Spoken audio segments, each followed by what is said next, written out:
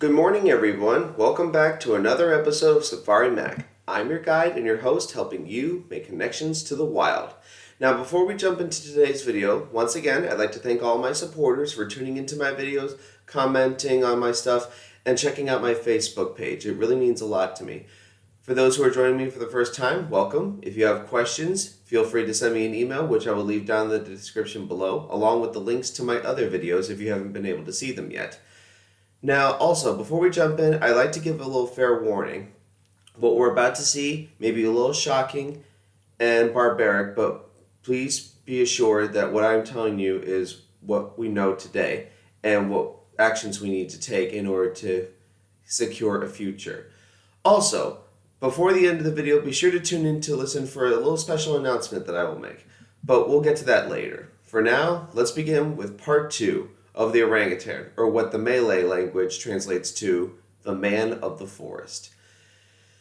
The orangutan mother is a truly special mother, only giving birth once every 8 years or so. She then spends the next 6 to 7 years teaching her baby all the ins and outs of being an orangutan, where to find food, how to escape predators, and to find the best branches and trees to build their nests in to sleep at night.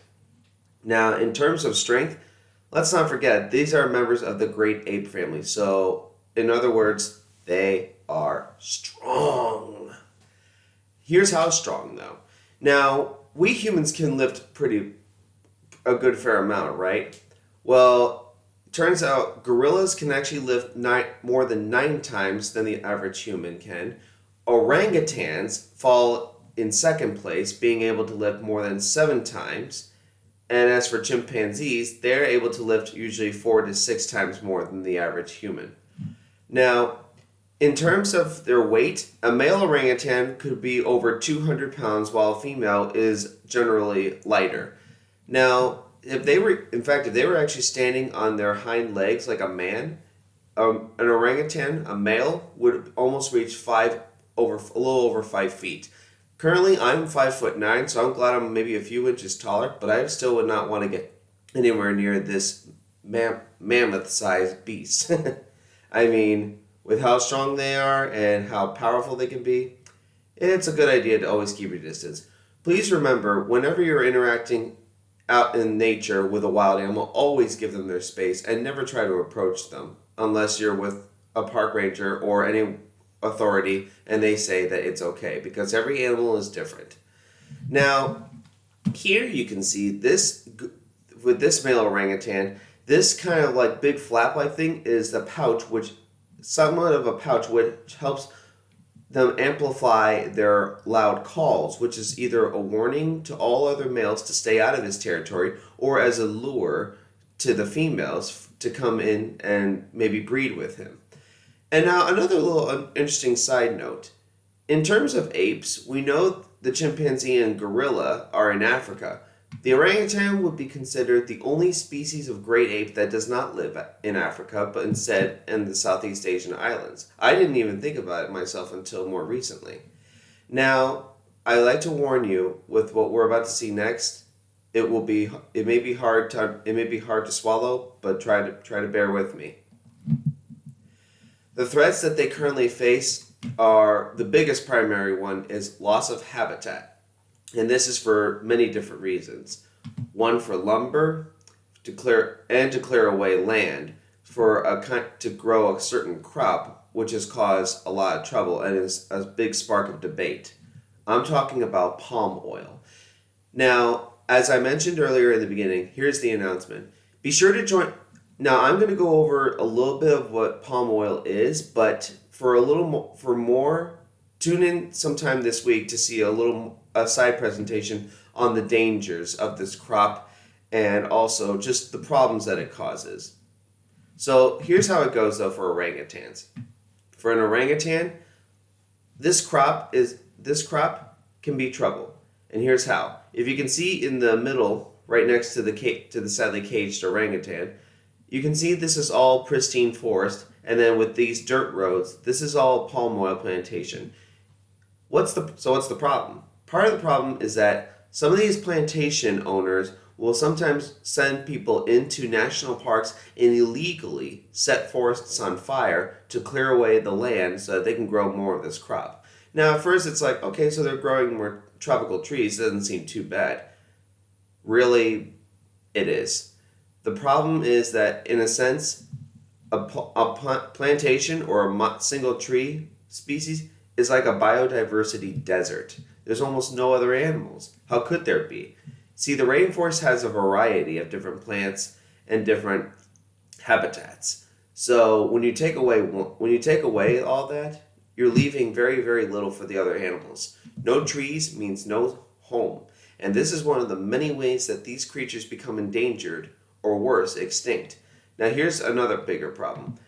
For orangutans that are just trying to cross through, farmers can see these creatures as pests and will sometimes kill them as a way to settle the score. But it gets even worse. Now what I'm about to also mention happens with poaching as well. Sometimes if it's a mother with a baby, they sometimes will shoot the mothers and steal the baby away to be sold in the underground market as a pet, or worse, sell them as parts. And unfortunately, those that are taken from their mothers to be sold as pets, it's almost the end, because usually 90% of infants do not make the journey, either through dehydration, starvation, or just the continuous stress. In the end, a number of them will die before they reach their final destination. It's a truly barbaric act, but unfortunately it continues a little unabated. Thankfully, though, there is still time and we still have hope. Now, like I said, for palm oil, be sure to tune into my video sometime this week. I'll explain a little bit more, but here's just a little idea to help us get started.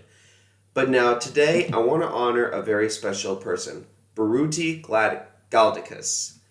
Now, who is she? She is a primatologist who has spent her life studying and learning all that we now know about the man of the forest, the orangutan. She's actually considered to be one of the 3 primatologist heroes, which includes world-renowned Jane Goodall for her work with studying the wild chimpanzee, and the late Diane Fossey, who spent her life dedicated to the conservation and study of the wild mountain gorillas. Now, what she does, in addition to studying them, she also runs an organization that helps to protect these creatures from extinction. So, if there are babies that are confiscated, they will take them to her sanctuary or other organizations, and they will help teach them how to survive. Similar to what these guys are doing with these orangutans in a wheelbarrow. No, they're not taking them for a walk. They're actually, in a way, taking them to a kind of nature playground where they learn a little bit of the ins and outs of what it means to be an orangutan. And as they get older, they're left out longer periods of time so that they slowly gain the skills to be independent and then be able to one day return to the wild. Now, folks, we really need to act now to help save this magnificent species, because unfortunately, think of a football field, then multiply that by 27, so 27 football fields.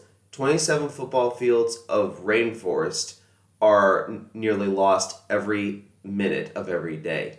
If we don't take action now, not only are we losing one of the lungs of the earth, the rainforests, because that's what gives us oxygen, as well as the oceans, but in terms of the animals themselves, it'd be like losing a brother in the primate family tree. And for me, I could never stand to see a world where we don't have orangutans in the wild. In fact, if we don't take action now, scientists do predict that we could lose this species within our very own lifetime. Well, with that said, I'd like to thank you all once again for joining me this Saturday morning.